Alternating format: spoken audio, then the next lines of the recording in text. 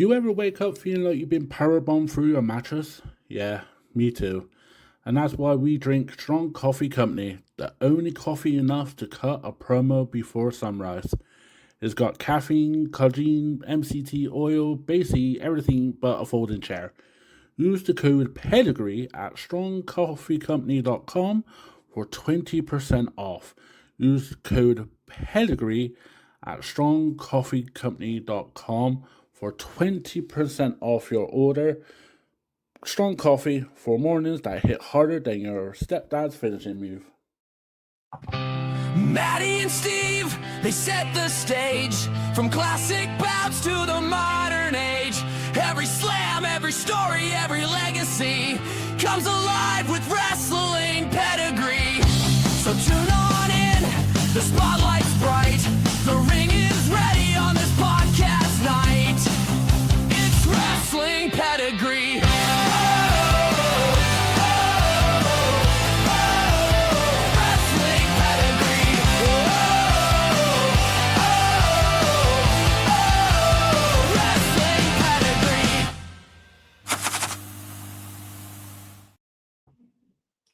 She cannot beat that. Welcome, everybody, and to a new episode of Wrestling Pedigree. I'm your co-host, Matty. Along with me, as usual, is the last real general manager of MWL, Steve Watkins. How are you, sir? Man, our theme song gets me going every fucking time. It's so good. If everyone could see us, we're in the background when it's playing, we're like this. Oh, what a show we got for you tonight, ladies and gentlemen. We have WCW Monday Nitro from the beginning of 95 to the end of 97, and we have a lot to unpack. I remember channel surfing between these two, between Nitro and Raw. What's your quick take before we get into this of WCW Nitro? Man, this is what wrestling needed at the time. And being here in New Hampshire, we had Comcast, which had a last button on their remote. So I was able to just hit last, and it was able to flip just right back and forth. It was beautiful. It was a thing of absolute beauty. I wish I had that for over here in the UK. That would have been awesome. Let's get into it then. So we're going back to September the 4th, 1995. Live from the Mall of America. I remember this because when you showed pictures of this, you could see people on like the 4th floor looking down. And I thought, that's so freaking cool. What was your take on the first episode? What was that? I mean, it was such an awesome concept to have it coming from the Mall of America. Just right in the middle, you've got escalators on both sides. You've got people looking over the side of the barricade. It was so cool. It was such an awesome visual. And even going back and watching it now, it's so cool to me. I can remember people going up in that elevator because obviously you guys in America, you got the glass elevators to go up. Seeing people go up and they're like watching it, and then you see the kids are like, "Oh, that's so awesome." The first match, Sting versus Ric Flair. I mean, you can't get any better than that, can you? No, they can't. There was a lot of things happen on the first show. We had, I think it was Hogan and the Boss Man having an argument, a match, I think, and then of all people to come out on that first night, Lex Luger jumped ship. His contract ended, I think, the night before. Yep. And he gave Eric a call, say, "Hey, my contract's up. No one don't know." Kept it secret. I think that was one of the biggest and I think first surprises in live TV, I think, for wrestling. Yeah. And especially coming from Raw, that was WWE was taped like weeks in advance. So even if he had let his contract run out a couple of weeks in advance, WWF still wouldn't have had him for Raw that night. I know back then they used to do like a handshake event, so a handshake meant the word. But Luger Championship, and it was like weekly live TV was weekly live TV, whether it's in the UK or in the US. It was unheard of. It was really unheard of. It was unpredictable. The production value was crazy. We discussed the new generation last week. Yes. How would you compare from new generation to the production value and the presentation that WCW Nitro was? I mean, obviously, coming from being taped with WWF, WWF was able to edit it so that it was more appealing. So automatically, to me, they had that ability to edit it, so it was automatically more appealing. But that also meant WCW needed to work harder and needed to put on better shows, have everybody on top of their game in order to overcome what the WWF was doing. Oh, absolutely. And I think the biggest word, and I've listened to Eric Bischoff a lot on 83 Weeks podcast and all the interviews done, is unpredictability. You do not know what's going to happen on this show. So let's get a bit like this show. So let's get on to the first, what I want to talk about first. And that is the man, I think, where everybody was turning heel. Everybody was leaving the company or joining a faction. This guy stayed real. This guy never changed. He made people love wrestling as much as we love wrestling now. And that is the Nature Boy Ric Flair. What can you say about Ric Flair, Steve? Because this guy's got so many words, adjectives about him. I mean, when you're talking about WCW, you have to talk about Ric Flair. I mean, he embodied WCW. He embodied what they were coming up with, being that Southern promotion, and him being so integral to NWA until they became until Turner broke off and made that WCW. I mean, he is. I love Sting, but I'm going to say Ric Flair is the greatest thing to ever come out of WCW. Oh, totally agree. Totally agree. I thought you probably might have said the Ding Dongs from the Jim Herd days, but they were terrible. But I agree, totally agree. With Ric Flair not in WCW, WCW wouldn't even get as far as they did. I remember, obviously, in '96, he was in action because he had a lawsuit with Bischoff or some going on in '96. But before that, he had great matches. He had Savage. I do think he faced Arn at one point before he left. Yes, actually, when Nitro started going live, he was in a feud with Arn. I know, and that's crazy to think that we think of these four and they're rivaling. And you got, I remember he's Savage, Sting, Arn, Pillman. I think he had a great matches with Pillman before Pillman went to WWE.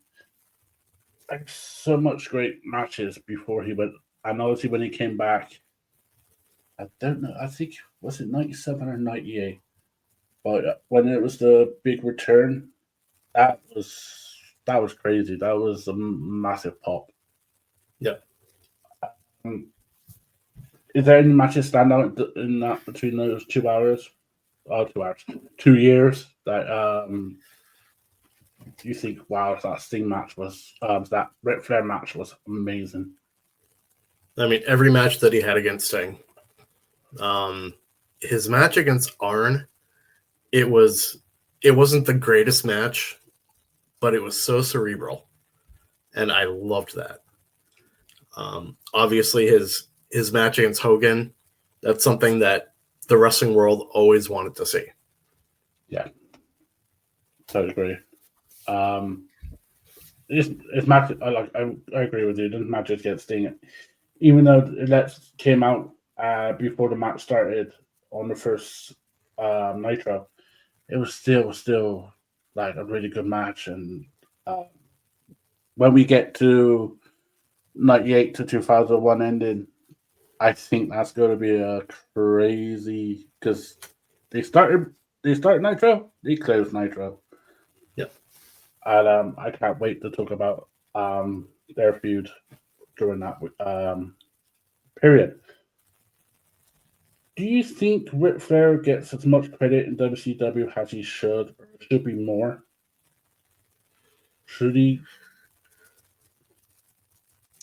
Because I mean, that's kind of it's really hard for me to say. Because if you're talking to the fans, anybody that had ever watched WCW, their first thought, their one of two thoughts, they go to Sting or they go to Ric Flair. I agree. I mean, I don't know if you saw this on Twitter online yesterday.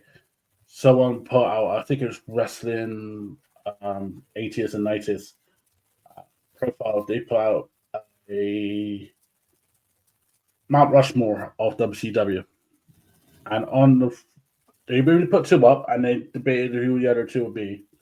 Well, on the actual two was Ric Flair and Sting. So, what would your other two be then? Mine would have been Hogan and DDP. Oh, that's not a bad. Those aren't bad picks, but I would have picked DDP and Booker T. Oh, you would have put Hogan on? No, I wouldn't, because just simply for the fact that you have all these people now that are saying, "Well, WCW was great, but they bought all their stars. They didn't build any new ones. They built DDP. They built Booker T. Honestly, without the power plant, without Eric Bischoff, I don't know if Booker T would have gotten as big as he did. I don't think he would be a Hall of Famer as he is. That's not a bad shot. There's someone else I think you missed out, but we'll talk about him later on. Going off Ric Flair, I think if you're going off Ric Flair, you think of workhorses, and I think you think of cruiserweights. Yes. And by God, those cruiserweights. It was the best. It was WCW's best kept secret from 96 to 97. I mean, Bischoff did steal a lot of them from ECW. Mm-hmm. They did introduce America's Animal, the likes of Rey Mysterio, Eddie Guerrero, La Parca, Ultimo Dragon, Malenko, Psychosis. I can name more, but Chris Jericho. I think you're leaving out my very favorite cruiserweight. That's Juventud Guerrera. No, because that's why I wanted you to mention him. I won't mention Mexicals. I loved it. It was fast paced. It was the elite work rate. I mean, there wasn't much storylines apart from the Eddie Guerrero race sometimes, or Malenko and Jericho. It was so much fun to watch instead of the NWO stuff. Do you agree? Oh yeah, and putting them at the very, very start of Nitro every week, that was nothing short of an absolutely brilliant move. Oh yeah, brilliant booking by Eric for that. Oh yeah. Like Bischoff was playing 5D chess at that point. He was, because I think we learned this now as we do like our GM stuff on it's just you want to start off the show really good. You want that momentum to carry on through the show. If it's like, I say WrestleMania 17 is the best ever pay-per-view for me. Mm-hmm. So starting off that show, I think it was with Y2J versus Winner Week or someone similar to that. I think it was that. Yeah. It was a brilliant match to start off, and then it built, and then it was just a great show. So it definitely helps, and I think they carried on that booking style. Yeah. Is there any cruiserweight matches that you classic matches that you could think of that you think, wow, you could watch that again on YouTube on WCW for what you would? Eddie Guerrero versus Dean Malenko. I want to say it was the second Nitro. Yes, yeah. The 11th of September one, yeah. Yep. I think it was the 11th of September one. Yeah. I remember that match. You got to think that we were watching that in ECW about a month ago. A month before that, and then they bring that out. It was great matches. The one I could think of is obviously it's dubbed really good classic. It's Rey Mysterio versus Eddie at Halloween Havoc 97. Yep. But it's just amazing matches, and we did see that. We were used to big, strong guys, muscle guys beat the shit out of each other. But we didn't see, like, I don't know how tall Ray is. I think he's like 5'7" or something. And he's rope flipping across the top rope, and Eddie is doing these crazy moves and jumping off the top rope, and then La Parka doing his style. Hutu Guerrero with his style. It does absolutely crazy matches and crazy style that we didn't see before. Right. And do you agree with me with this? Without the cruiserweights, Nitro would have been bloated with NWO promos and squash matches all the time. I really do agree with you. So I think putting the cruiserweights up there, it got us ready for what was supposed to be a great Nitro every single week. Okay. What would be in WCW in that era? So the ones that I named and many more, and you can think of your top 5 cruiserweights of that era.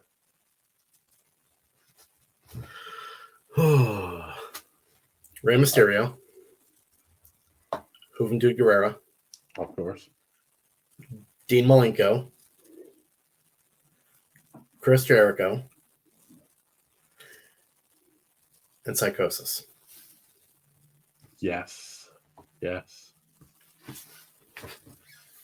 People for being such a big, a tall guy, Psychosis could run around with anybody, and it was amazing. He was just as high paced as everybody else. It was the mass and all. I mean, I think Psychosis mass was just, I think it was the points and stuff. That's just crazy. Like I never seen that before. I mean, Rey Mysterio mask got me, and I loved it. But seeing Psychosis and La Parka's mask, I thought that was freaking cool. Yep. Now you had mentioned Sting versus Flair at the first one. Do you remember what the first actual match was on Nitro? Was it Eddie and Ray? No. Flying Brian Pillman. Yeah. Oh crap. Flying Brian. Yeah, thanks. It's got to be Flying Brian Pillman against.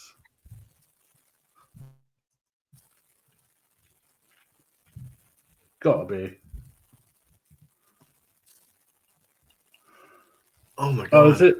is it Justin Thunder Luger? Oh yeah, Jushin Thunder Liger. That's the one. Oh, that one. I hate when it goes out of your head, doesn't it? Where you and then all of a sudden, boom. We need to get CT scan. Oh yeah, definitely. Yeah, I mean, Thunder Luger, man, he was. I mean, he's still going now, I think, and he's just crazy. Yeah. How would you feel if? Do you think the legend? There's like a legendary, not legendary, sorry, legacy of cruiserweights now from what Eric started in '96 to where we are now. I mean, cruiserweights everywhere now. Oh, definitely. Like especially with Ray still wrestling, and now quote unquote passing everything off to Dom. Dom is still doing all of the cruiserweight stuff. He's still very lucha. And now with them integrating AAA into WWE, it's been a absolute pleasure to watch it since they came up. I totally agree. Totally agree. Let's go from the small, light, heavyweighted kind of guys to some big men.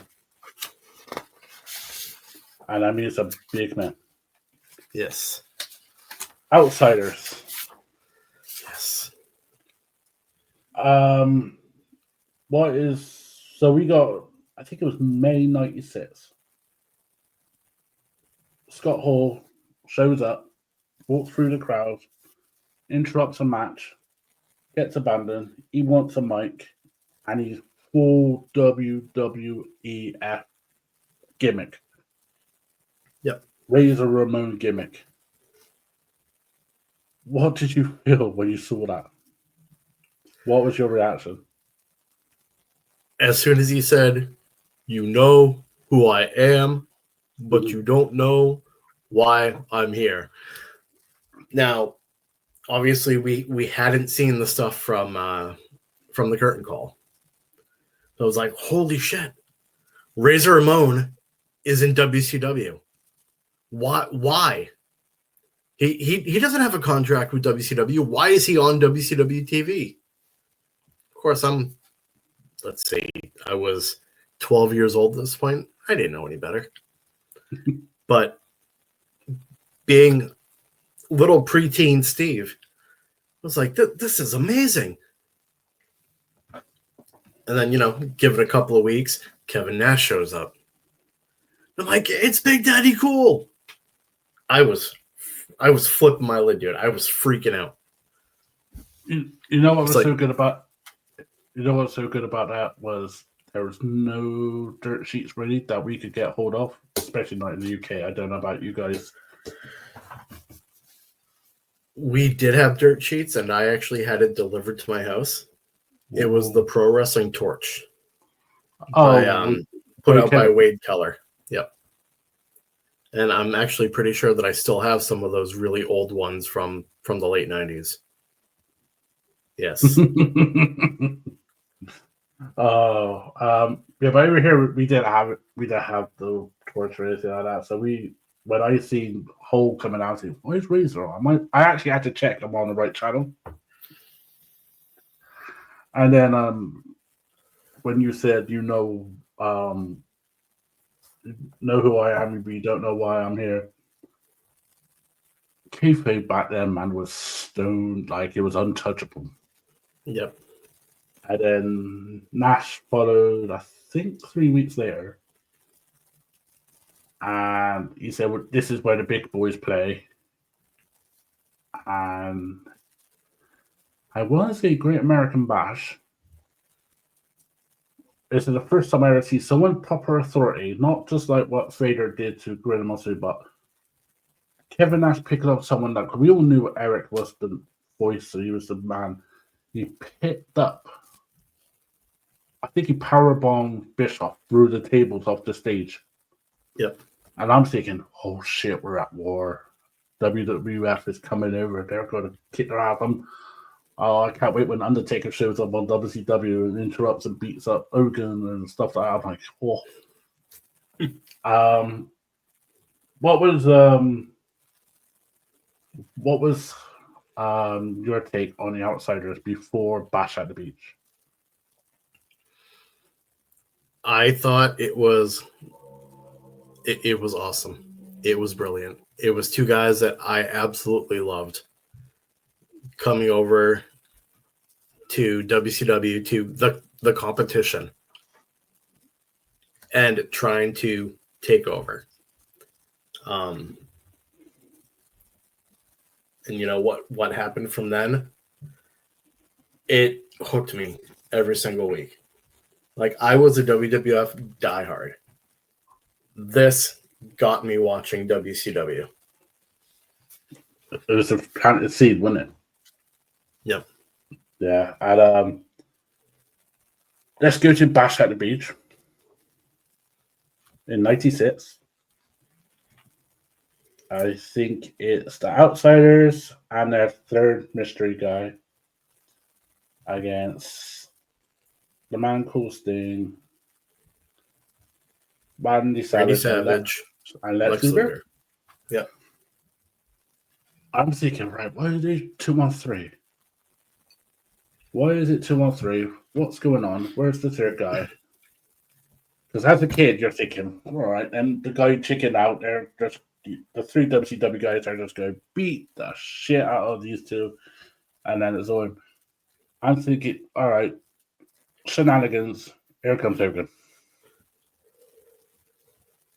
Now, what are you thinking when Hogan's coming down that ramp as a fan? You're watching on TV. He's coming down that ramp. You're thinking, yeah. Well, before that, I was thinking, oh, Sting's going to turn bad. Oh, you thought Sting's going to turn heel. Yeah, I thought it was going to be Sting. You know, once again, being 12 years old. It was like, oh, Sting's gonna turn into a bad guy. He's gonna join the Outsiders. He's gonna be the third man. And we see Hulk Hogan coming down. I'm like, wait, why is it gonna be a 4-on-2? I mean, this isn't making any sense. And then we see him drop the leg on Savage. I'm like, oh my God, Hulk Hogan's a bad guy. Little 12-year-old Steve was almost in tears. Oh, yeah. It's such a clever way because, like you said, you think Sting's going to turn. Mm-hmm. But then you got two former WWF guys on this team. So you got Savage and you got Luger. You don't know if those two, one of those two is going to turn because they're former WWF. So when I'm seeing Hogan coming down, I was thinking, right, I guarantee you, because I know Savage more as a heel than anyone else. It's going to be Savage. I was wrong because as soon as that leg dropped, I was like, holy shit. Yeah. I wanted to throw that rubbish like they were throwing in that ring. Oh, it was crazy. I was like, ooh. It was one of those moments where it's kind of, I ain't going to put it up there because obviously it kind of fucked up, but it's kind of up there when John Cena turned heel just earlier this year. You just don't know what you feel because you just happened in front of you. Right.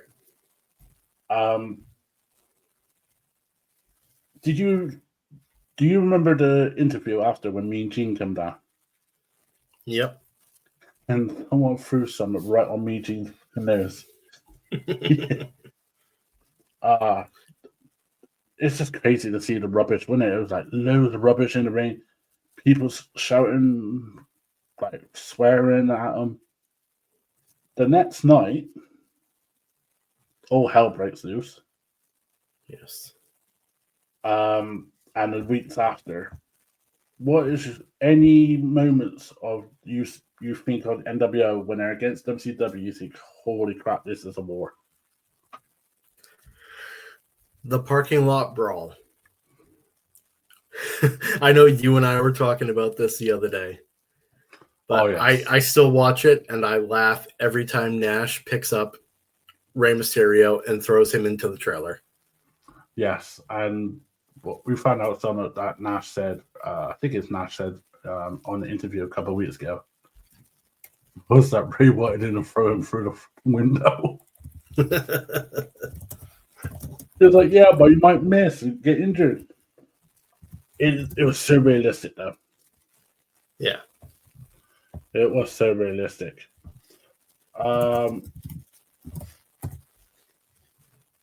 Did you have any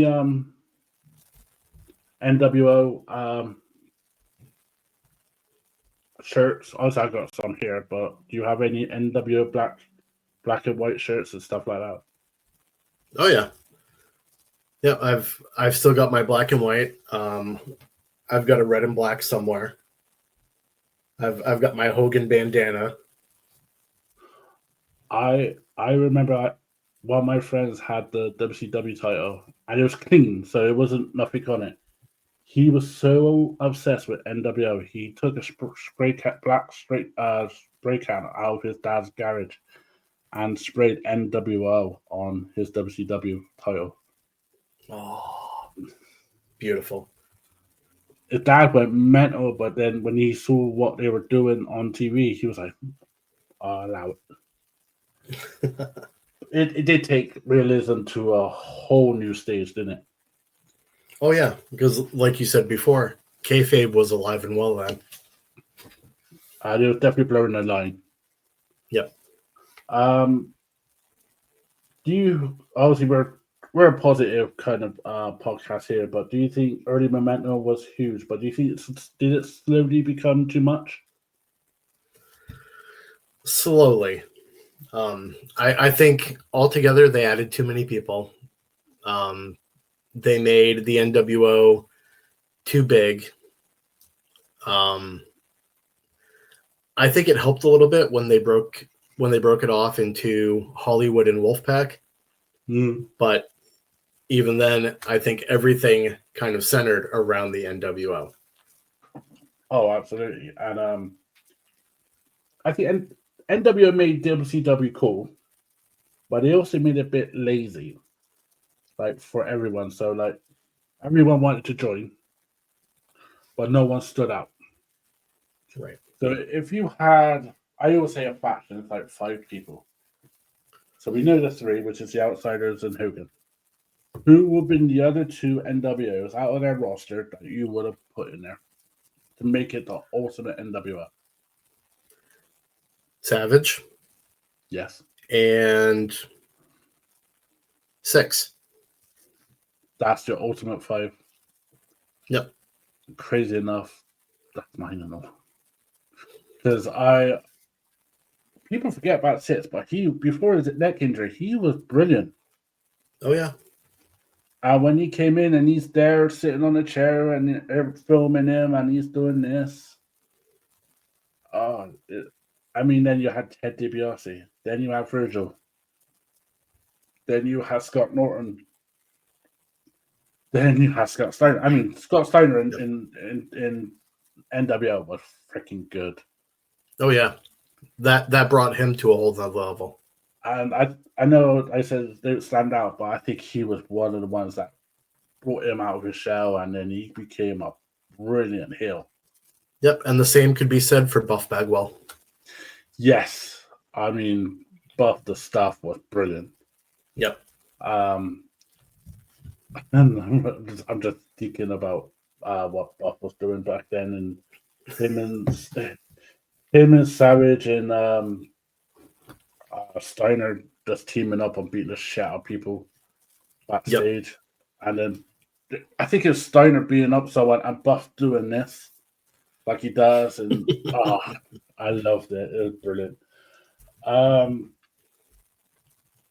Before we get on to our after this one, let's have a quick little break. And I have a word from one of our sponsors.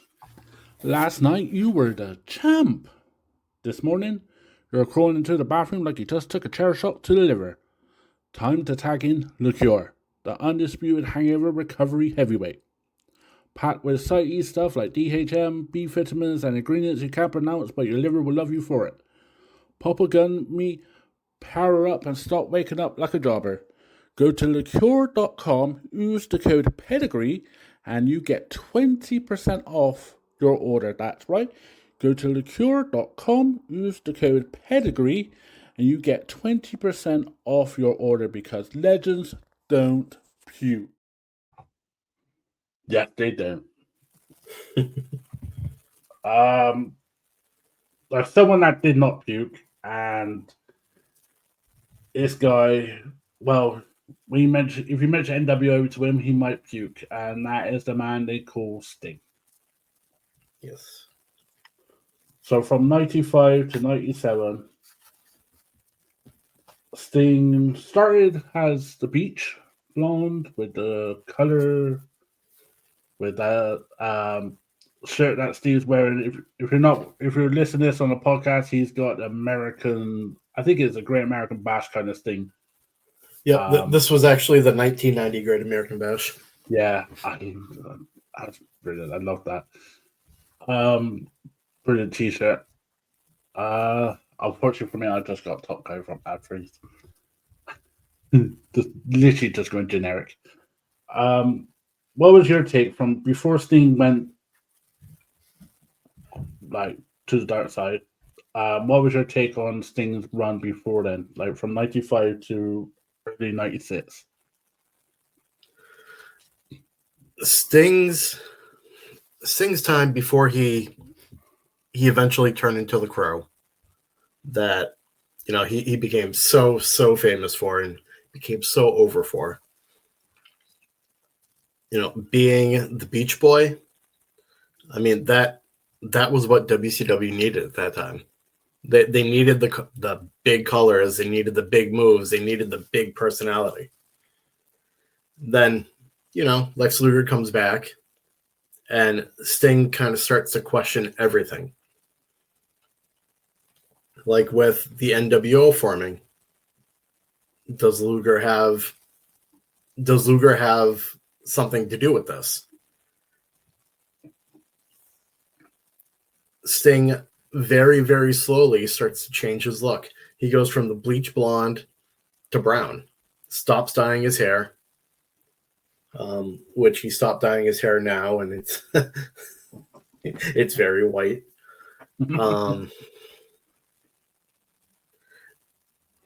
And his face paint stopped being so colorful. It was very much darker colors. He didn't have like the pinks and the baby blues anymore. Now it was like darker blues. It was dark reds. Yes. And then he disappears. A little while later, they find him up in the rafters. Or they think they find him up in the rafters. But it's somebody that looks a lot like him, but he's wearing white face paint, black streaks. Like Brandon Lee's The Crow movie. Yes. I loved this change in gimmick. Absolutely loved it.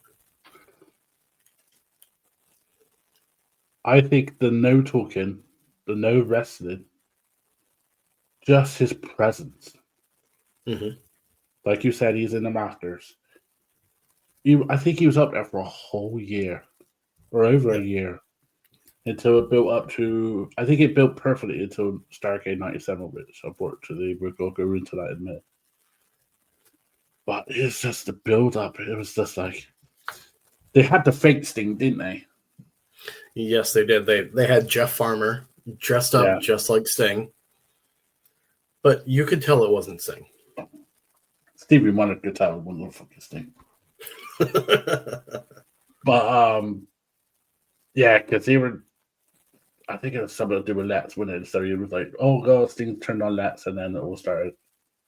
started going off. But yeah, I mean, when that Sting changing his look, I was like, this gonna be a good 96. And I think it started. I think him questioning everyone was he was not getting along with the Four Horsemen when NWO was about.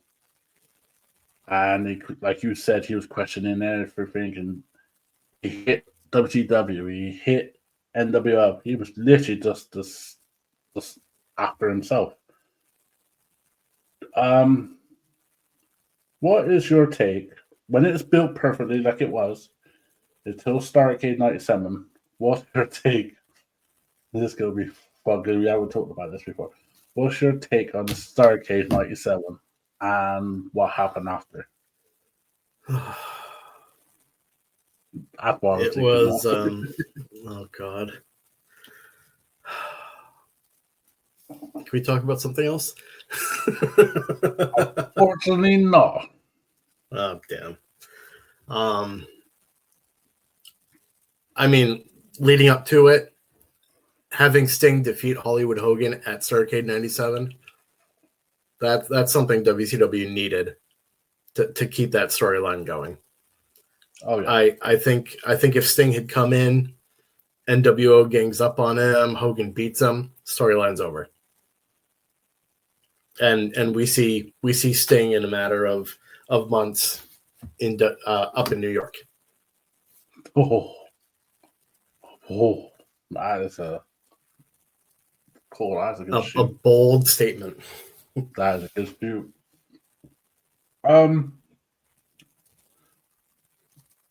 How did you? For me, I loved it, but him coming down from the rafters in the like the wires and stuff coming down there. Do you think that was freaking awesome? Because we never seen that before. I mean, apart from I think they caught it a little bit in WWE when Shawn Michaels WrestleMania entrance, but this thing was doing it weekly. Yep. Did you ever think, oh, where's he going to show up? Where's he going to show up? Where's he going to show up? There's Hogan, there's Savage. Where is he going to show up? Oh, every week. And is he going to drop right into the ring? Is he going to drop outside of the ring? He did a lot of stuff, didn't he? He came up under the ring. He pretended, I think, was it he put a fake dummy on there once to crash in to trick, like, I think crashed down, tricked NWO, and then he was another one that came down and just beat the shit out of him. I don't remember that one. It was like 90. It was not like late 96. It was a good one. I'll send the YouTube to you. Here's something I want to ask you. Obviously, I think Sting's the first person I think that reinvention of wrestlers, the change in their character. Do you think the likes of Triple H? I'll go with Undertaker. Looked at him and went, yes, I need to change my character. I need to develop my character. Do you think a lot of wrestlers looked at Sting when he was doing that? I think, yeah, I need to change. Oh, absolutely. I think with somebody like The Undertaker, it wasn't so much, I need a change. It was, hey, there is another way I could go with this. And Sting was the first person. I think Sting was the first person. And I think one of his legacies was, if someone's not working, you don't have to change the character completely, but just re-emerge it a little bit more. Right.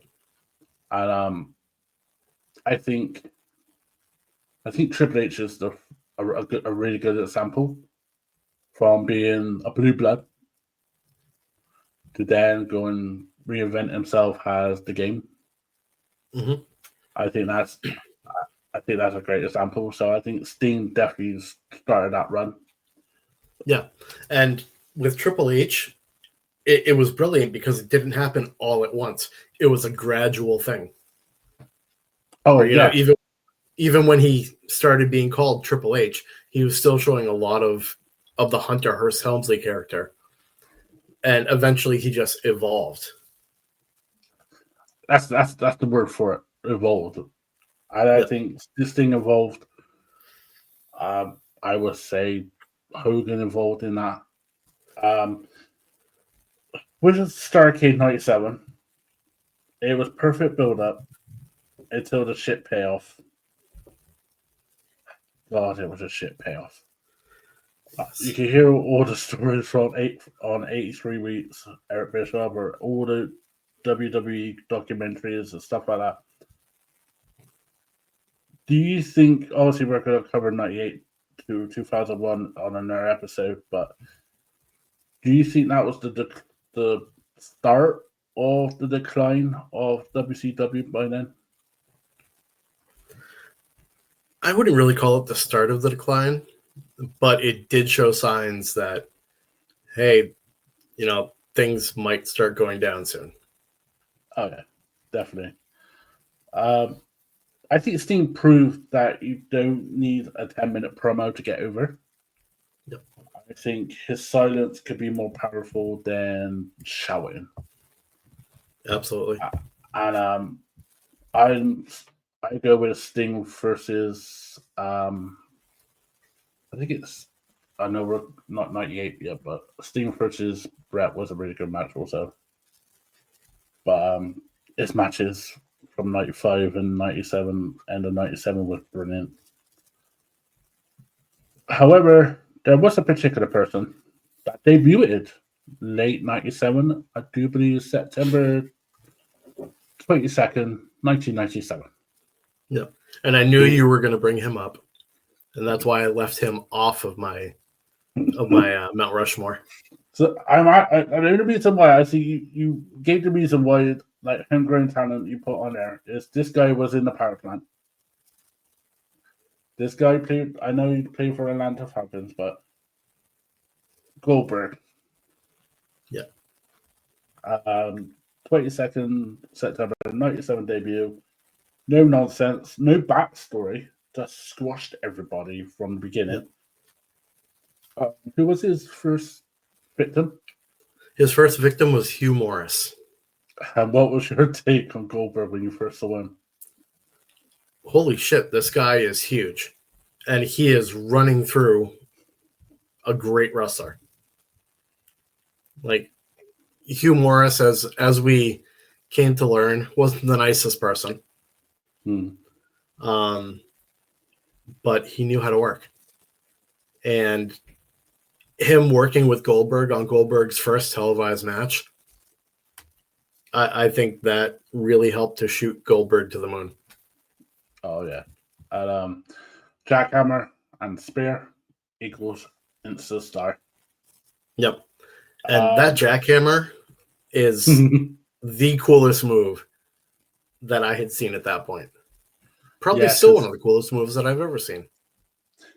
I saw it, and then I think Billy Gunn did it when there was the New Age Outlaws later on. But so cool to see that move because it was the whole people. We've seen suplexes all the time, but to hold it up with brainbuster, but to hold someone up and then I would say like a cross body him, innit?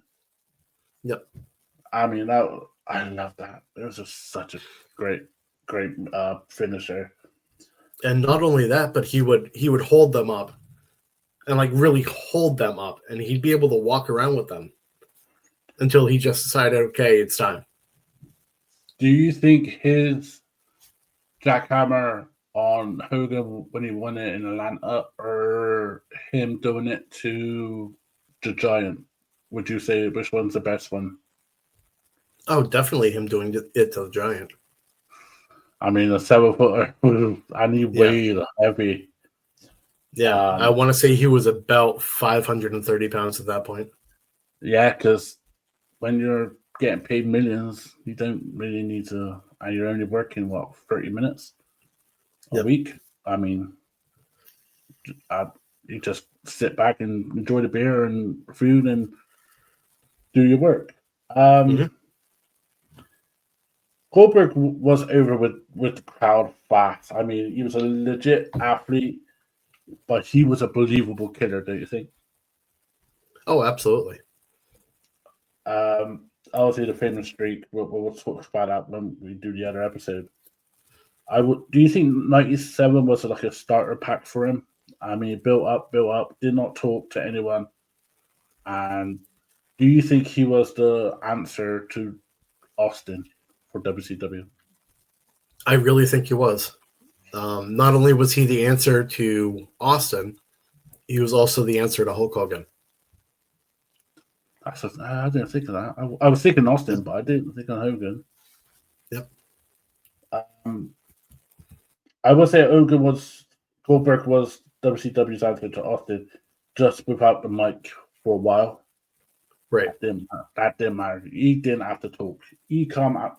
What was really good about Goldberg was his facial expressions. If someone hit him in the head with a stop sign, he would no sell it. Mm-hmm. He was good at no selling still to this day. Well, now he does it on purpose. Yeah. I think he's learned from that. Don't work for me, brother. It was really it's just like for me, when I see Goldberg back in that day, you could run him over, and I just think you just stand there and just break the car in half. Oh, yeah. As a kid, I thought this guy was a Terminator. I literally thought no one could defeat him. I think me and my friends were betting just like £1, like £1 on. I think Goldberg will win next week, and then my friends who were hating WCW were like, "Nah, Goldberg will lose," and I was just getting like £3 every week, every Monday. I was getting that. I was getting money as a kid, being 10 years old, but. Goldberg matches, I mean, Hugh Morris, winner Regal, I do think he had a match in 97 Nitro, was famous one. Yep. Although I think it was more famous for Regal. Because Regal decided that he really wanted to test Goldberg. Test Goldberg, but improve Goldberg. Yeah. And I think other people backstage took that too bad. With Goldberg and the streak, let's talk about another streak. And that's 83 weeks.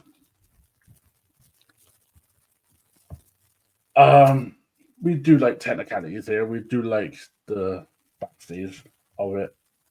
Mid 96 to early 98, WCW beat Monday Nitro. WCW Nitro beat WWE Raw 83 straight weeks. Obviously, I didn't know what this until teenager getting interested in the back of it. What was your thoughts on these 83-week streak? You know, when Bischoff first started Nitro, he looked at Ted Turner and said, "Let me go live every week. That is what is going to help us beat WWF." He was right. Mm-hmm. And yeah, Bischoff was very controversial when he was doing it. He was giving away results for WWF. But as he always says, controversy creates cash.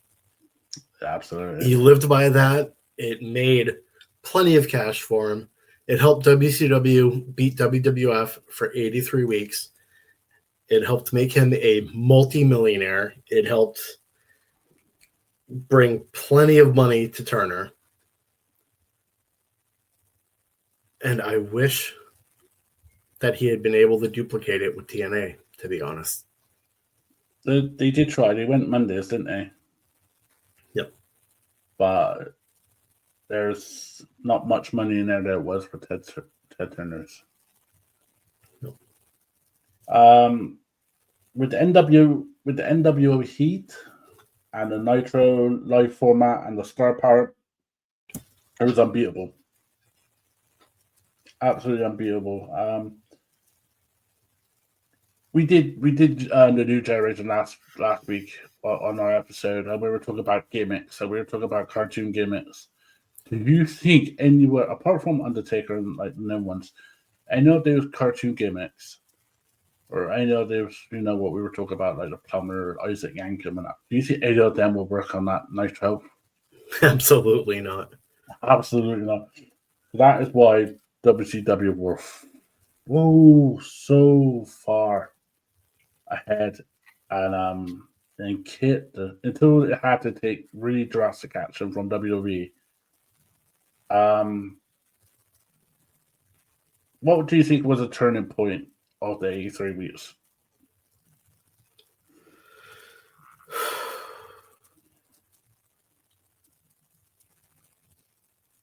I think people got sick of the very, very slow build of Diamond Dallas Page. I love Dallas. I love Dallas, but it was so slow. And especially with him going toe to toe with the NWO so many times, it took them so long to make him a champion, to make him the face of WCW. And I think by the time they finally decided, we're gonna put the title on Dallas, I think a lot of people had just said, you know what, we gave them our hard-earned money, we gave them our attention. Let's switch back. I agree, and people forget though, some wrestling fans, that DDP was the first one to strike NWO. Yep. So he was the first one to represent WCW and fight back. Because Sting was, like you said, Sting was in the rafters. The cruiserweights were getting squashed. Booker T was doing his thing, but he was trying. But he had Harlem Heat. Yep. It was literally down to DDP. Yep. Obviously, Ric Flair was able because of the Bischoff situation. I think the turning point was Starrcade 97, the bad booking decisions, and NW fatigue, like we discussed earlier. I don't think, I do honestly believe, and I think you agree with me with this, 95 to 97, WCW owned the wrestling world. Yes, absolutely. I mean, everything we talked about there, literally just the lifelike, the realism, the edgy characters, the great production format, everything. You just could not compete with that. Right. Is there anything you would have changed apart from DDP's slow championship capture? Is there 3 things you would have changed between from 97, from 95 to 97? You're Eric Bischoff. You got 2020 vision. What do you change? What 3 things do you change?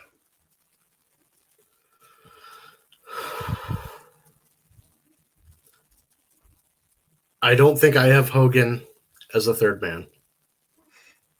Eventually, he comes in and he's running the thing the whole time. I don't have him as a third man, though. I believe I have Macho Man as a third man. So what I was thinking of as a kid, I'm thinking Macho. Yeah. Yeah.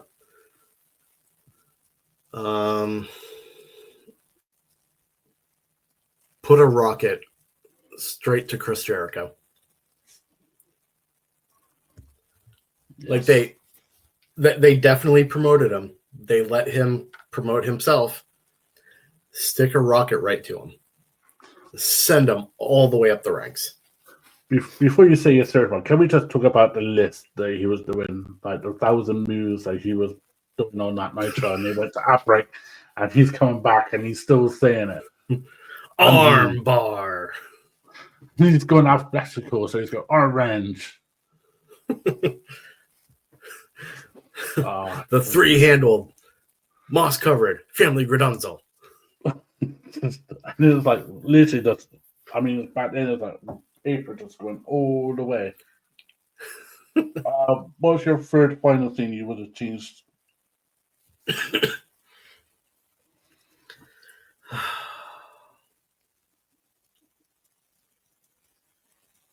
don't make the NWO so big. Yes. Keep it to like a maximum of 10 guys. Yeah, because then you could keep some for the lower match mid-carders. Then you got the big guys. I mean, you should get the big guys for War Games concept they did. Mhm. Yeah, for me, I agree with you. The NWA members, I would have strapped a bigger rocket up behind DDP, make him champion earlier, and get Macho Man out of NWO and make him a bigger star. That would have been me. But it was fun looking back, wasn't it? It was. I mean, I don't want to put you on the spot, but you did text me and say, I can't believe Sabu was in there. I couldn't remember. Yeah. You know, watching that first Nitro, I texted Maddie and I'm like, why did I not remember Sabu being in WCW? It was for a cup of coffee, though. Yeah, it was. And And yeah, that's exactly why I didn't remember it. I think he was with the Sheik, but it was it's so awesome. I know we like on Wrestling Pedigree we have Ross Report and we talk about today's wrestling, but it's so awesome to be nostalgia and look back on these stories and these wrestlers and these moments.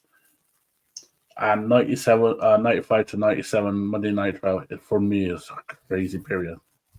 Yeah. We have no idea what we're doing next week because we like to keep it spontaneous. Yes. We will let you know during the week, but we will be here next weekend. It's been really fun as usual. Where can people find you, Steve? Oh, you can find me here every week with my buddy Maddie on You were going to say roundtable on Wrestling Pedigree. I you almost said roundtable. You can find me here every week with my buddy Maddie on Wrestling Pedigree. You can find me actively ruining MWL as the commissioner of Surge, Father Malchus Taroga. You can find me here. You can find me there. Now, one thing that I do want to talk about is the Wrestling Internet Network. It's a great group of guys. They have partnered with the Promo Club. October 25th, they're doing their first pay-per-view called Seasonal Sacrifice. You know, it's all promo based. And if you don't know how to cut a promo, these guys will teach you. One of our friends of the podcast, Dylan James, he runs it. He's fantastic. He's also one of our guys in MWL. He knows what he's doing. So if you're interested in that, you know, drop me a message on Facebook. I can put you in touch with Dylan. Also, if you're interested in predicting, drop me a line, drop Maddie a line. We'll get you into MWL. We're going through an absolutely amazing storyline right now. That is my brainchild. And it is so much fun. If you're not part of it, you want to be. Oh, no, it's not. It's not fun for you because you're getting the crap kicked out of you every week. I know. And I'm the GM. Yeah. So drop one of us a line. Even if you just want to come and watch what we're doing, come on in. We have some people that just watch. If you don't feel like predicting, that's cool. You don't have to predict. Yeah, that's what I got. Thank you, brother. You can find us on Facebook with Wrestling Pedigree. We will be going live on Wrestling Pedigree Facebook page from the 22nd of October. You can find us on Instagram and YouTube or Wrestling Pedigree 92. This show will be on YouTube in a space of 10 minutes after this program finishes. You can find me on Twitter on Matty W freaking A.